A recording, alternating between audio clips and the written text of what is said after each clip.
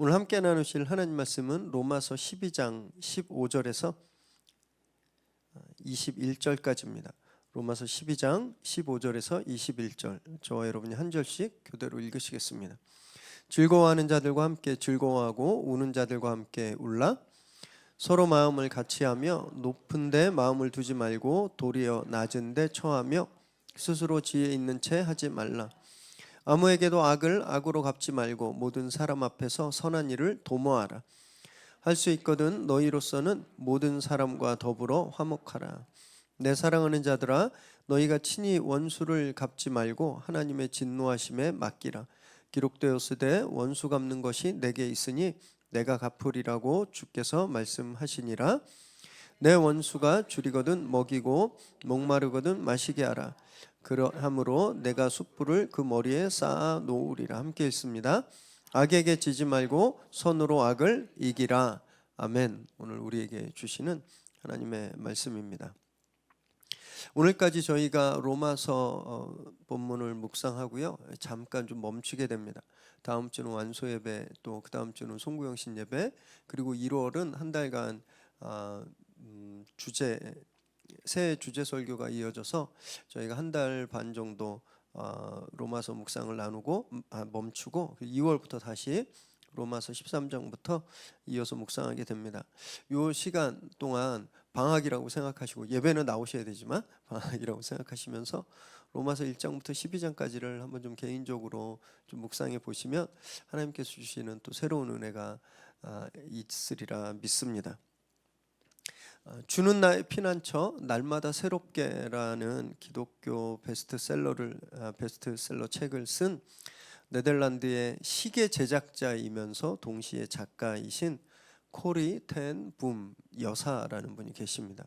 이분은 1989년에 돌아가셨어요. 굉장히 오래된 분이시죠. 그런데도 이분 책은 아직도 기독교 고전으로 많이 읽히고 있습니다. 이분은 50세가 될 때까지 결혼을 하지 않고 언니와 함께 시계를 제작하면서 성경 공부 모임을 여러 개를 인도했었습니다. 성경 공부 모임을 저희 커피 브레이크처럼. 그러다 2차 대전이 딱 터지고 나치가 네덜란드를 이제 점령했죠. 그때 유대인들을 집에 숨겨두었다라는 이유 때문에 온 가족이 끌려가서 수용소에 갇히게 됩니다. 그런데 이때 가족들이 거기서 다 돌아가셨어요. 고문을 당하고 학대를 당하고 폭행을 당하고 엄마, 아빠 그리고 언니가 거기서 다 돌아가시고 이분 혼자만 살아남게 되셨습니다. 전쟁 후에 이제 풀려나시고 이분이 신학교에 입학을 합니다. 신학을 전공하세요. 그리고 본격적으로 전도자의 삶을 사십니다. 그래서 유럽을 돌면서 자기가 수용소에서 어떤 환난과 어떤 고난을 당했는지, 또 하나님의 은혜가 어떻게 자기에게 임했는지 이것을 유럽을 다니면서 다 이제 간증하고 많은 사람들에게 복음을 전하는 그런 사역을 하고 있을 때 갑자기 하나님께서 어떤 음성을 들려주신 거예요.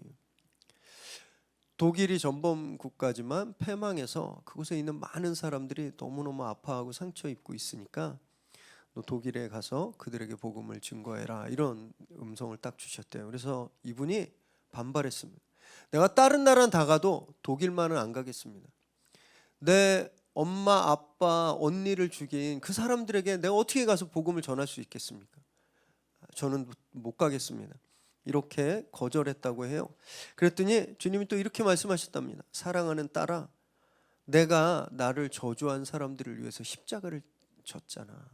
네가 내 딸이면 너도 원수를 사랑해야 되지 않겠니? 독일에 가서 복음을 전해라, 이런 말씀을 주셨대요.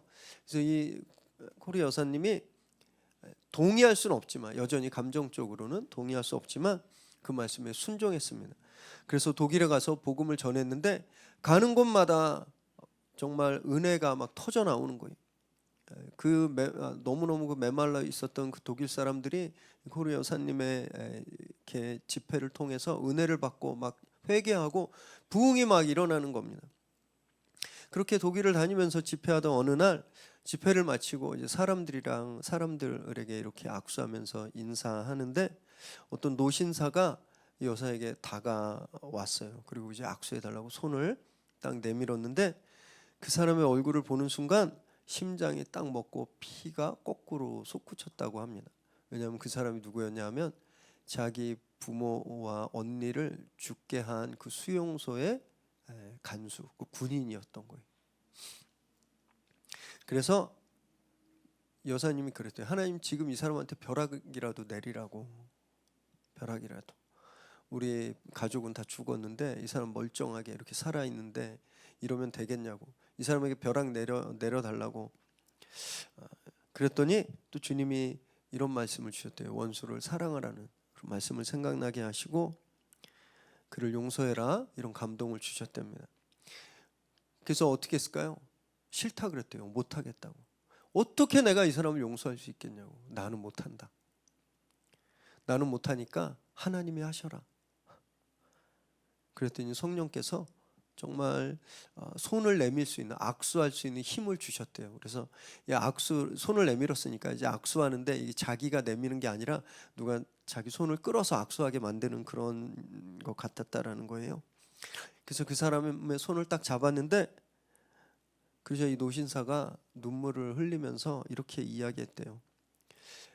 네덜란드 사람이 전쟁 때 우리 독일인이 저지른 죄를 용서하고 이렇게 복음을 전해주셔서 너무 감사하다고. 나는 죄인이라고. 너무너무 죄를 많이 지은 사람이라고. 그런데 평생 용서받을 줄 못할 줄 알았는데 오늘 여사님의 말씀을 들으니까 나 같은 죄인도 용서받을 수 있겠다는 생각이 들었다고. 나를 위해서 기도해 달라고 그렇게 눈물을 흘리면서 청하더라는 거예요.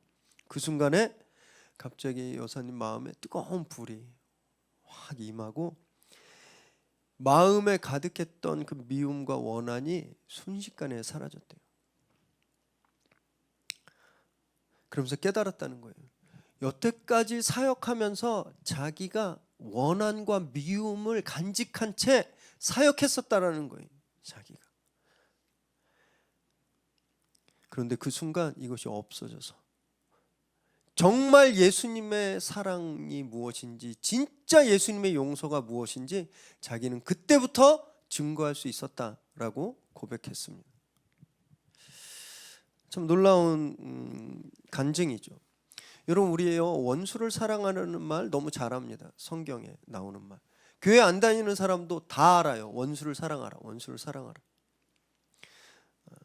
그런데 다 아는 말씀인데 그 말씀을 살아내는 사람을 거의 볼 수가 없습니다. 거의 볼 수가 없어요. 우리는 원수가 아닌데도 미워하잖아요. 성경 말씀을 믿는 우리도 사실 사랑하겠습니다, 원수를 사랑하겠습니다, 먼저 용서하겠습니다 말하지만 우리 깊은 마음 속에는요, 에휴 그런 일이 어떻게 일어나, 이런 마음이 있습니다. 기대하지 않아요. 우리가 원수를 사랑하게 된다는 것을 아예 기대하지 않습니다. 불가능하다고 생각합니다. 그런데 성경은요 계속해서 우리에게 같은 명령을 하시는 거예요. 그래서 오늘 본문도 할 수 없는 일을 강요받을 때 느끼는 그런 불편함이 있습니다. 왜 이런 말씀을 하시는 걸까? 왜 나에게 이런 말씀을 하시는 걸까? 오늘 그런 불편함이 저와 여러분에게 있으실 거예요. 하지만 우리가 함께 말씀을 나누실 때 코리 여사님께 성령님이 하셨던 것처럼 성령께서 우리의 불편함과 억울함을 걷어가시길 함께 기대하는 그런 시간 되시기 바랍니다. 15절 읽습니다. 시작. 즐거워하는 자들과 함께 즐거워하고 우는 자들과 함께 울라.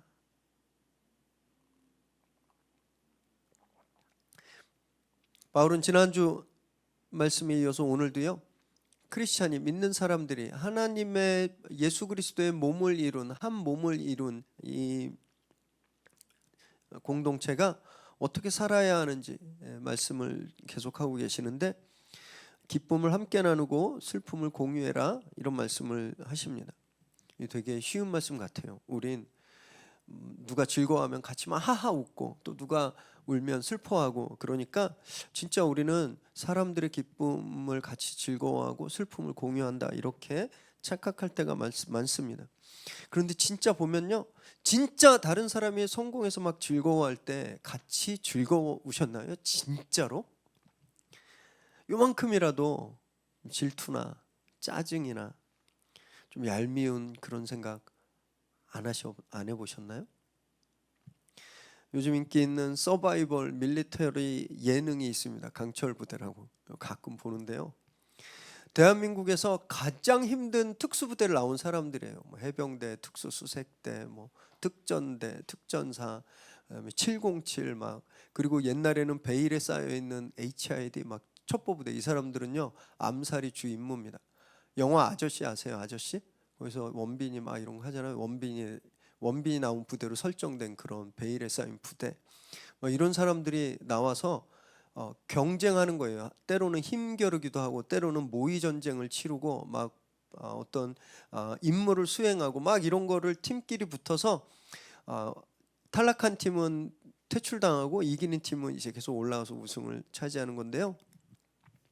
저는 여기서 우승한 팀이 막 즐거워할 때 옆에서 같이 즐거워하는 팀을 본 적이 없습니다. 옆에서 자기들 졌다고 울어요. 우는 사람과 함께 울어주는 그런 것도 쉽지 않습니다. 강철 부대에서 져서 막 우는데 그 힘든 훈련을 했던 남자 중에 상남자들이 막 울어요. 진짜 자기 졌다고 막 그렇게 울고 있을 때 이긴 사람들이 옆에 가서 같이 울어주는 거 한 번도 본 적이 없어요. 같이 울고 같이 우는 건 생각만큼 쉽지 않습니다. 마음이 완전히 하나가 되지 않으면 절대 할 수 없어요. 겉으로 하는 척 할 수는 있습니다. 그건 위선이에요. 그건 지난주에 우리가 봤듯이 진실된 사랑이 아닌 거예요. 입으로는 아이고 저런 그러셨군요. 어떡해요 힘들어서라고 하지만 진짜 그렇게 말하면서 그분의 아픔이 막 내 영혼에 와서 내가 막 아프고 그런 적 얼마나 있으셨나요? 아니면 어쩌면 우리는 그냥 저분이 얼마나 아픈지도 모르고 지나갈 때가 많지 않았을까요? 내가 너무 바빠서, 내가 너무 지금 할 일이 많아서. 그래서 바울이 마음을 같이 해라 이렇게 말씀하십니다. 16절 읽습니다. 시작. 서로 마음을 같이 하며 높은 데 마음을 두지 말고 도리어 낮은 데 처하며 스스로 지혜 있는 채 하지 말라. 높은 데 마음을 두지 말고 잘난 척하지 말고 함께 낮은 데로 마음을 모아라 이렇게 말하는 거예요. 당시 이 로마 교회 내에서 유대인과 이방인들은요 서로를 마주봤습니다. 그리고 깔봤어요. 내가 더 높아. 내가 훨씬 세련됐어. 아유 너희 유대인들은 너무 고리타분해. 유대인들은 이방인들을 보면서요 너네 너무 타락했어. 세속적이야. 너네는 할례도 안 받았잖아. 너네는 피가 달라 막 이러면서 서로를 바라보면서 자기들이 서로 높다고 생각했습니다. 그러니까 한 마음이 될 수가 없는 거예요. 바울이 그래서 서로 쳐다보지 마. 서로 바라보면서 내가 높아 네가 높아 그러지 말고 함께 눈을 돌려 낮은 곳으로 그리고 마음을 그쪽에 쏟아라 라고 말하고 있는 겁니다. 여기 낮은 곳이라는 데는요 더 구체적으로는 어렵고 아프고 형편이 안 좋은 그런 비천한 사람들을 뜻합니다. 구체적으로 바울의 이 말씀은요 다른 말로 말하면 예수님을 닮아라 이런 말씀과 똑같습니다. 마태복음 11장 19절 읽습니다. 시작. 인자는 와서 먹고 마시매 말하기를 보라 먹기를 탐하고 포도주를 즐기는 사람이요 세리와 죄인의 친구로다 하니 지혜는 그 행한 일로 인하여 옳다함을 얻느니라. 사람들이 예수님이 랍비, 예수님 선생님이셨거든요. 존경받는 일타 강사셨습니다. 어마어마하게 막 한 번 가면 뭐 몇천 명, 몇만 명씩 막 몰려다니는 그런 일타 강사였어요. 얼마나 영향력이 있었겠습니까? 그런데 이분이 꼭 세리하고 먹고 병자를 만지고 막 그러는 거예요. 당시 유대인들로서는 랍비는 절대 해서는 안 된 율법에 하지 말라고 하는 짓을 막 싶지 않게 하는 거죠. 그러니까 말하는 거예요. 사람들이 와서 이렇게 죄인들이랑 먹고 막 하느냐? 너는 죄인의 친구니? 그랬더니 예수님이 그것은 옳다라는 거예요. 죄인의 친구가 되는 것은 옳다함을 얻는 거다라고 말하고 있는 겁니다. 그 당시 사람들이 상종도 하지 않았던 세리, 죄인, 병자들의 친구라고 말씀하시는 겁니다. 그들에게 마음을 쏟으셨고 실제 그들과 함께 하시면서 먹고 마셨어요. 가장 높은 곳에 계시던 분이 가장 낮은 곳에 임하신 거죠. 여러분, 이렇게 할 때 우리 마음이 하나 되는 겁니다. 우리의 마음이 함께, 지금까지는 서로 보고 질투하고 경쟁하던 우리가 시선을 돌려서 우리의 도움이 필요한 분들, 우리보다 어려운 분들에게 눈길을 돌리고 우리가 마음을 쏟아서 갈 때 우리가 가까워지는 거예요. 그 마음 안에서. 그래서 하나가 되는 겁니다. 그럴 때 동고동락할 수 있는 거예요. 같이 아파하고 같이 즐거워할 수 있는 겁니다. 세상은 늘 높은 곳만 봐요.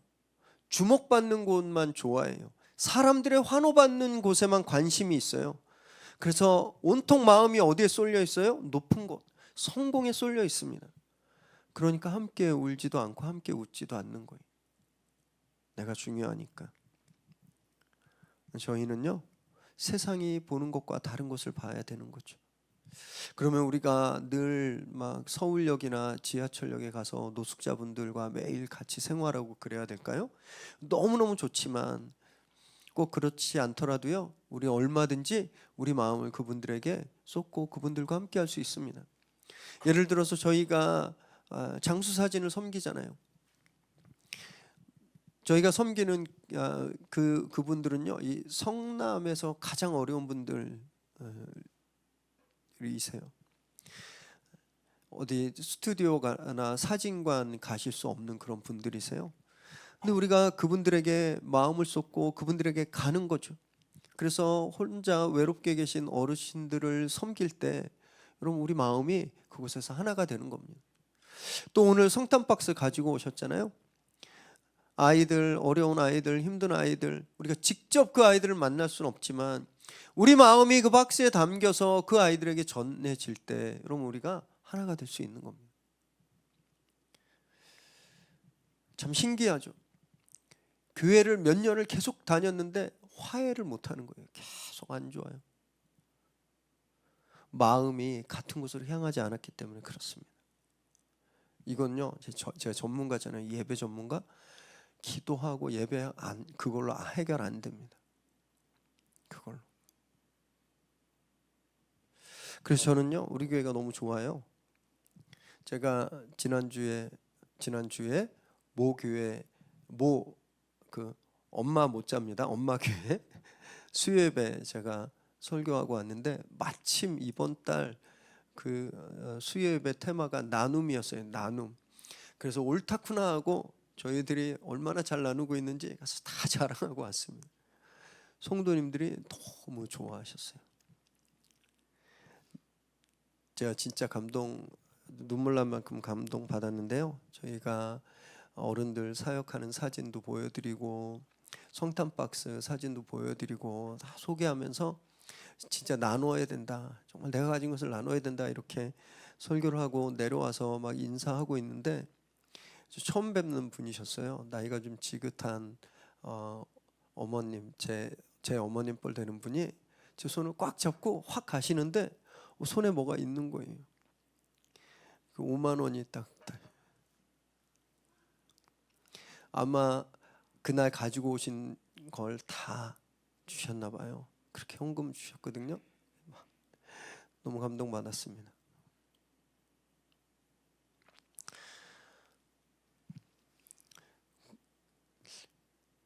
저희 교회의 사역과 나눔에 감동받으신 거예요.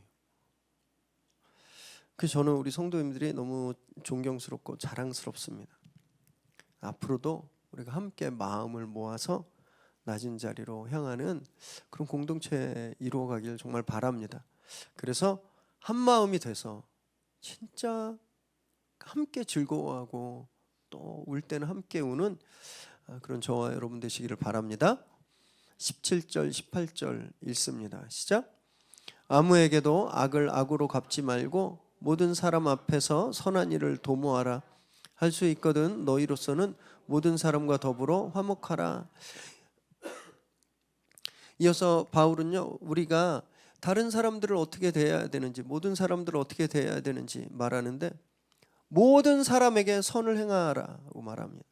그리고 할 수 있는 대로, 힘 닿는 대로 화목해라, 화해해라, 화평해라 이렇게 말씀하세요. 여기 17절에 도모하다라는 말이 있잖아요. 도모하다, 뭐 계획하다, 노력하다 이런 뜻이 아니라 몰두하다라는 뜻을 갖고 있습니다. 몰두. 애가 게임에 몰두하면 밥 먹어 하는 소리 들어요, 못 들어요? 안 들어요. 애가 게임에 몰두하면 뭔 전쟁이라도 안 들어요. 그냥 거기에 집중하는 거죠.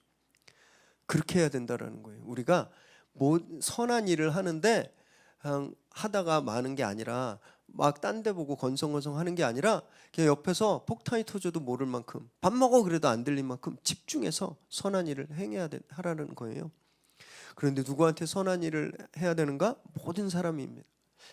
나한테 잘해주고 내가 친하고 나랑 관계가 오래돼서 이미 뭔가 감정적인 교류가 되는, 나하고 뭔가 코드가 맞는 그런 사람들 뿐만이 아니라 모든 사람이니까, 옛날에 나한테 못된 짓 한 사람, 옛날에 나한테 씻을 수 없는 상처를 준 사람, 다시는 보고 싶지 않은 사람, 그 사람한테까지도 집중해서 선을 행하라고 말하는 겁니다. 그 사람하고도 화해해라 말하는 거예요. 불편하죠. 저도 말씀 묵상하면서 굉장히 불편했습니다. 바울도 우리가 불편할 걸 알아요. 쉽지 않은 걸 압니다. 그래서 할 수 있으면 이라고 말하는 거예요. 할 수 있는 대로, 네가 할 수 있는 분량만큼 그렇게 노력해라 라고 말하는 겁니다. 여러분, 이건 자기를 포기하지 않으면 할 수 없습니다. 앞에서 소개해드렸던 그 코리 여사님처럼, 하나님 저는 못해요. 하나님 저는 못합니다. 하나님이 하세요. 이런 고백이 있어야 되는 거예요. 내가 할 수 없다라는 것을 인정하고 그냥 나를 포기하는 겁니다. 그리고 하나님이 하시면 그냥 순종하는 거예요. 그럴 때 할 수 있는 겁니다. 왜 이렇게까지 해야 될까요? 그런데 그게 참 이해가 안 되시죠? 이게 해결이 안 되는 겁니다. 왜 이렇게까지 내가 해야 되는데? 그냥 적당히 거리두기 하면서 더 이상 나빠지지 않을 만큼만 그냥 현상 유지 하는 것도 힘든데, 그냥 이 정도가 내 최선인데 굳이 날 싫어하고 날 공격하는 사람한테 적극적으로 어필하고 화해하고 선을 왜 해야 할까? 그래야 하기 때문입니다. 어쩔 수가 없어요. 왜냐하면요, 우리가 하나님의 자녀들이기 때문에 그렇습니다. 마태복음 5장 9절 읽습니다. 시작. 화평케 하는 자는 복이 있나니 그들이 하나님의 아들이라 일컬음을 받을 것이며. 화평케 하는 자, 피스메이커, 적극적으로 화해를 만들고 화평하게 하는 사람이 하나님의 아들, 딸이라는 이름을 얻는다라는 거예요. 다시 말하면 하나님의 아들, 딸은 어떤 사람이에요? 피스메이커예요. 선을 도모하고 화해를 적극적으로 하는 사람이 하나님의 아들, 딸인 겁니다. 그걸 하지 않으면 하나님의 아들, 딸이 아니죠. 저와 여러분은 하나님의 아들, 딸입니다. 우리는 하나님의 자녀예요. 어떤 삶을 살아야 되는 거예요? 피스메이커 삶을 살아야 되는 거죠. 그래서 우리가 불편해도 어쩔 수가 없는 겁니다. 동의할 수 없어도, 우리가 힘들어도 어쩔 수가 없는 거예요.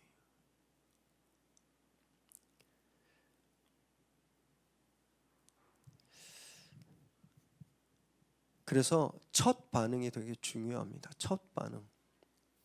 내가 제일 중요해요. 내가 어떻게 반응하는가?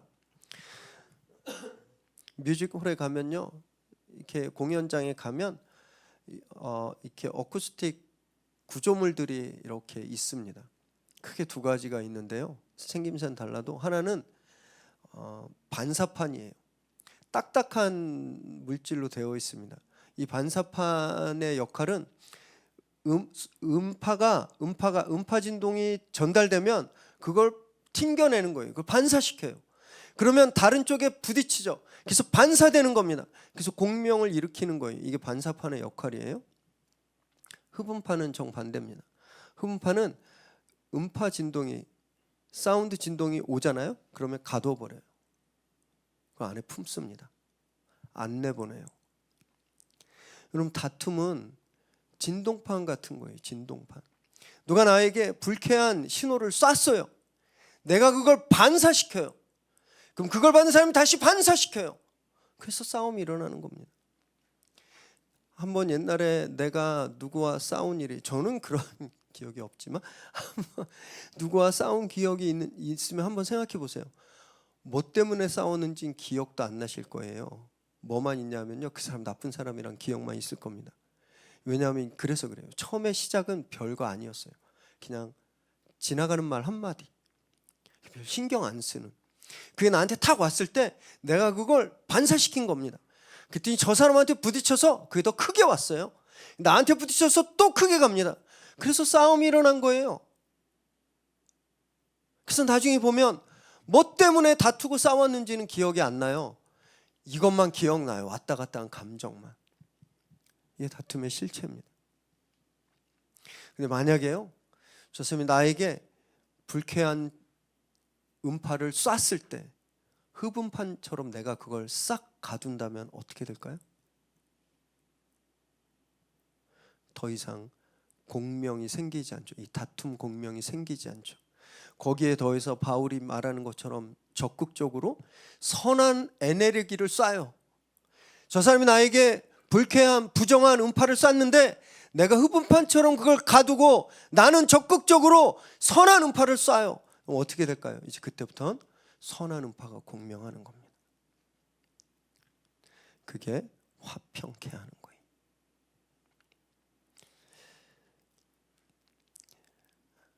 이게 진짜 어렵습니다. 그 한 번이 되게 어려워요. 그 한 번. 쉽게 하는 사람 아무도 없습니다.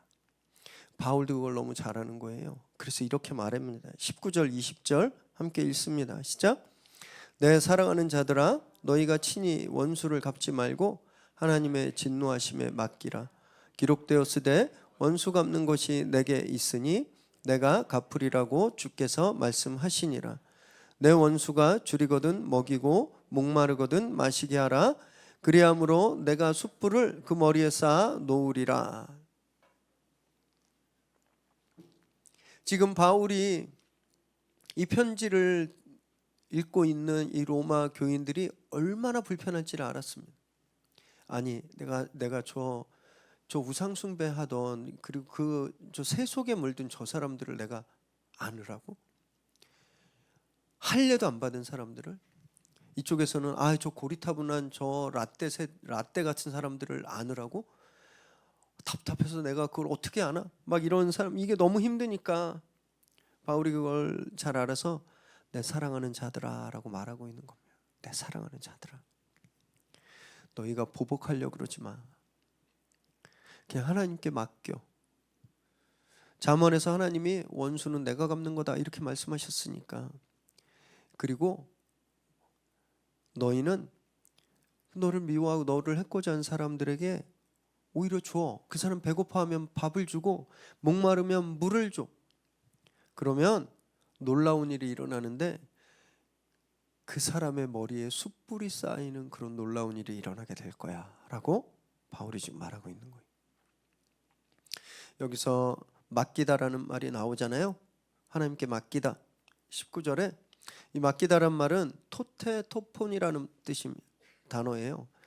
이거는 두 단어인데 하나는 주다, give, 주라는 것. 또 하나는 기회입니다. 기회. 그러니까 맡기다라는 건요, 기회를 주다라는 거예요. 하나님께 그 원한을 맡기다라는 건 하나님께 원수 갚을 기회를 드리라는 겁니다. 하나님의 기회를 뺏지 말라는 거예요. 내가 악한 음파가 왔을 때 내가 확 그걸 다시 반사시키는 건 하나님의 기회를 빼앗는 거라는 겁니다. 여러분, 수학 경시 대회 전교 1등이 나가야 될까요? 전교 꼴등이 나가야 될까요? 되게 쉽잖아요. 누가 나가야 돼요? 전교 1등이. 근데 전교 꼴등이 그 기회를 뺏었어요. 그래서 자기가 나가요. 어떤 일이 일어날까요? 망신당하는 거죠. 하나님의 기회를 뺏는 건 그런 겁니다. 하나님이 이 일을 개입하시고 내 억울함을 개입하시고 내가 당한 억울함을 하나님이 개입하시면 최고의 결과가 올 수 있어요. 그런데 그 기회를 내가 뺏으면 어떻게 돼요? 꼴등이 경시대에 나가는 것 같으면 다 망쳐버립니다. 생각해 보세요. 내 감정대로 했다가 화해하고 잘된 케이스 있으셨나요? 한 번도 없을 겁니다. 그 놀라운 결과, 그걸 바울은요, 숯불을 원수의 머리에 쌓아놓는 거다라고 말하고 있는데, 이게 좀 이해가 어려우시죠? 저는 옛날에 이걸 어떻게 이해했었냐면요, 뜨거운 숯불을 여기다 딱 놓고 원수가 있을 때 확 쏟아지면 어떻게 돼요? 막 튀잖아요.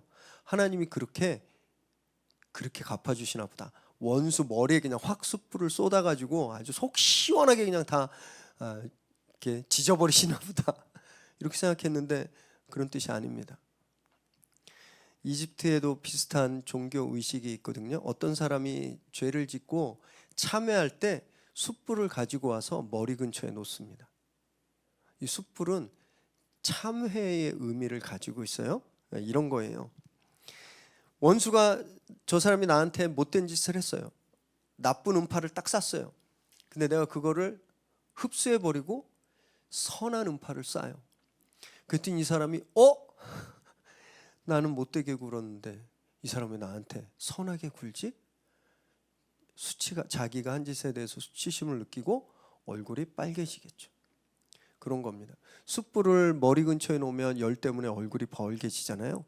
그런 거예요. 우리가 선대하면 그 사람이 자기 잘못 때문에 스스로 수치스러워하고 스스로 얼굴을 붉혀서 자기 잘못을 뉘우치게 된다라는 뜻이 이 뜻인 겁니다.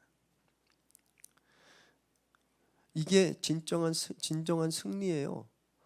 싸워서 내가 한 대 맞아서 한 대 때려서 속 시원해지는 그게 아니라 한 대 맞아서 참았는데 나중에 이 사람이 나한테 와서 내가 잘못했어, 내가 진짜 죽을 죄를 졌어 말하는 것이 진짜 승리라는 겁니다.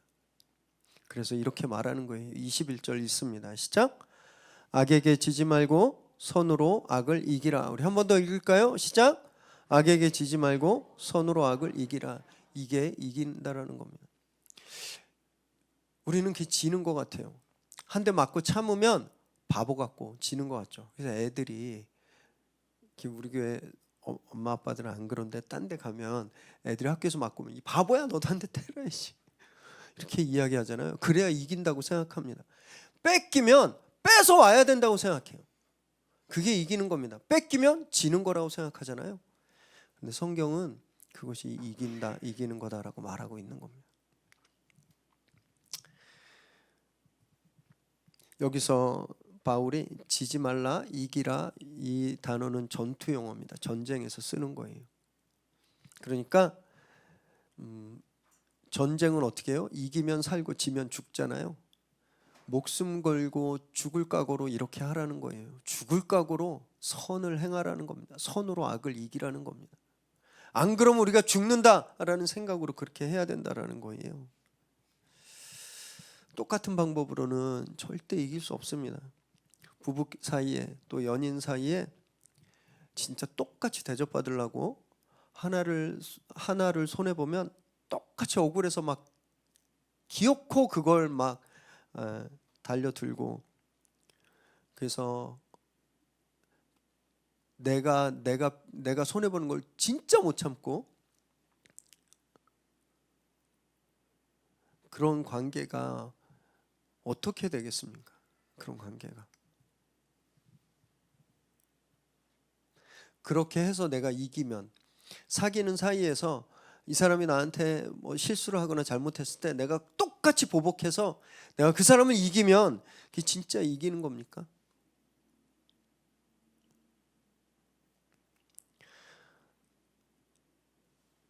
악에 악으로 반응하면요, 위너는 없습니다. 그냥 다 루저가 되는 거예요. 위너는 그 악을 선으로 반응하는 사람입니다. 세상이 어떻게 평가하든 상관하지 마세요. 하나님이 우리를 이긴 사람으로, 승리자로 봐주시는 겁니다. 이제부터 저와 여러분이요, 루저 인생이 아니라 위너 인생을 살게 되길 바랍니다. 예수님이 십자가에 달려 죽으셨을 때 세상은 루저라고 손가락질했습니다. 그런데 그 자리에서 예수님이 위너가 되셨잖아요. 나를 포기하고 참고 물러서는, 그때 사람들은 우리에게 루저야 라고 이야기할 수 있습니다. 그러나 바로 그 자리에서 우리가 위너가 됨을 믿으시기 바랍니다. 우리가 당한 손해, 수치, 억울함, 이걸 갚을 기회를 하나님께 드리십시오. 최고의 전문가에게 드리세요. 전교 꼴등이 나서려고 하지 마세요. 전교 1등이 나서게 하십시오. 그리고 우리는 오직 정말 평화를 만드는 일에 적극적으로 몰두하는 그런 피스메이커가 되시기 바랍니다. 그래서 저와 여러분이 세상을 좀 더 아름답게 하고 좀 살만하게 만드는 그런 참된 위너 되시기를 주님의 이름으로 축원합니다.